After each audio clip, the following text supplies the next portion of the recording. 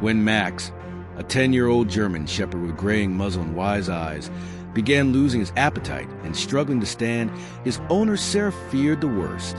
He wasn't just her dog, he was her world. Max had been by her side through college heartbreaks and job changes. He was there when she bought her first car, and when she cried on the bathroom floor after losing her mother. In every photo frame in her home, Max's ears were always perked in the corner, never far from her side. But now Max barely moved. He refused food. His tail stayed still. He winced when touched and whimpered during the night. The vet had suspected aggressive bone cancer. Terminal. Sarah was shattered. She spent a full night lying on the floor with him, whispering stories he already knew. "I remember when you dug a hole in the neighbor's yard," she said softly, "and when you chased that squirrel into the laundry room." By morning, with a heavy heart and trembling hands, she made the call. Max's time had come. She wrapped him in the soft blanket her mom had knitted for both of them years ago. The car ride to the vet was quiet, except for the low hum of Max's labored breathing. Once inside the exam room, Sarah sat on the floor, refusing the chair. She wanted Max to feel her heartbeat, to hear her voice one last time. "I'm here, buddy," she whispered, all the way to the end.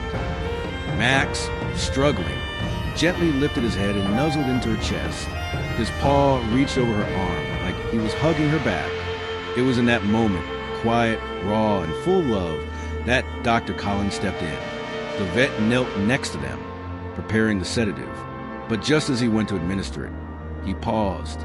Max's breathing, though shallow, was steady. His eyes responded to light.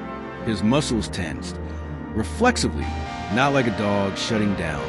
"Sarah," the vet said gently, "can I take another look? Just to be sure." Confused but clinging to any sliver of hope, Sarah nodded. The next 20 minutes felt like hours. Ultrasounds, blood work, reflex tests, all done right there in the room. Dr. Collins returned with a stunned expression. "I think we were wrong. This might not be cancer at all." He explained that Max's symptoms pointed to masticatory myositis, a rare autoimmune condition. Painful, yes, but treatable. Not terminal. Sarah gasped. Her hands covered her mouth. She fell to her knees, crying, not from grief, but from the overwhelming shock of sudden hope. Max looked up at her as if to say, "I wasn't ready to go."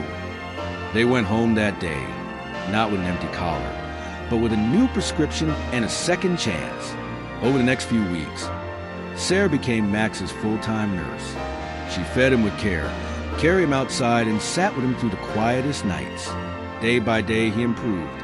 He wagged his tail. He barked again. He chased a butterfly across the yard.